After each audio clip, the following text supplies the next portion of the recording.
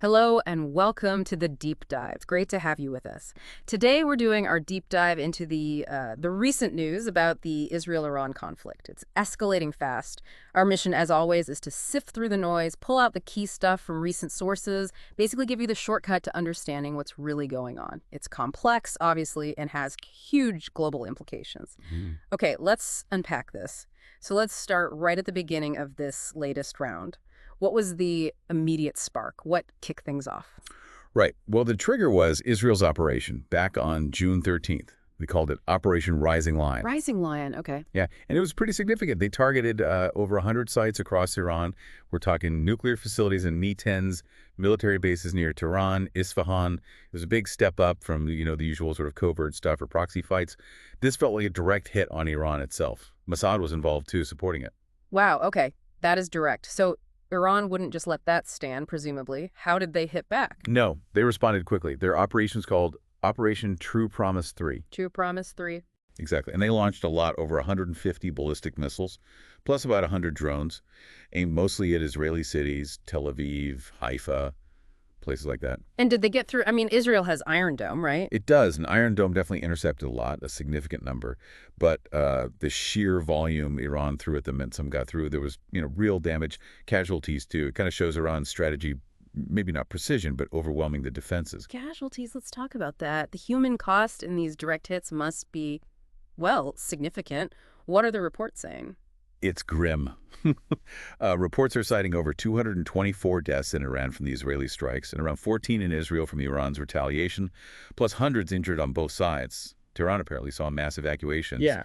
And significant damage to buildings, infrastructure. What's really fascinating here, I think, is how this directness changes things.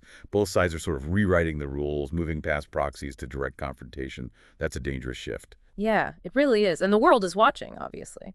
Here's where it gets really interesting. How are other countries, like the UK, reacting? Well, the UK's position is cautious, but also proactive, you could say. Yeah. Prime Minister Keir Starmer, he's been really hammering the need for de-escalation, but they've also moved assets to the region, RAF Typhoon jets, Voyager refueling planes, more as a contingency measure. Contingency. Okay, so not jumping in, but being ready. Yeah. What about diplomacy? Is anyone talking? Oh, yes. Foreign Secretary David Lammy has been busy talking to counterparts, pushing for restraint. He's making the point, which is pretty standard diplomatic language but important, that military action won't solve the core issue, especially the nuclear question. Is just urging restraint enough, though, when tensions are this high? It's what they can do publicly. It signals the international position, the desire to avoid a wider war. They also updated travel advice, basically telling Brits not to go to Israel right now. And just to be clear, the UK says its military presence is for protection, protecting its own people and assets, not for getting directly involved in fighting. Though they do support Israel's right to self-defense, of course. Okay, so the UK is trying to walk a fine line. But zoom out a bit, what does this all mean for the wider Middle East? And, for things like global markets? Yeah, the implications are huge. There's a real risk of destabilizing the whole region, pulling in other countries. And then there's the economy. Global oil markets are definitely watching nervously. Think about the Strait of Hormuz. Right, the big shipping lane for oil.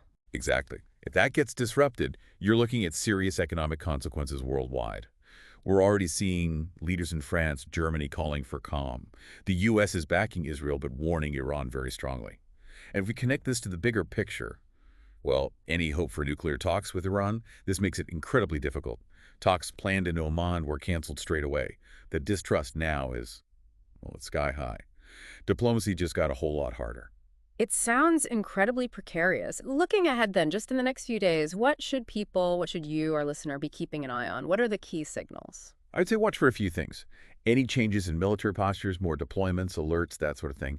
Listen closely to what leaders are saying, especially from the major powers. Keep an eye on the markets, particularly oil prices. They're a good barometer of tension. And of course, look for any signs of renewed diplomatic efforts. Or, sadly, any hints of further attacks. It really drives home that point you made, how fragile trust is and how hard it is to rebuild once it's gone like this. This could really reshape things for years. Thank you. That was incredibly insightful. My pleasure. Happy to break it down. And thank you for joining us on this deep dive. Please stay informed and stay safe out there.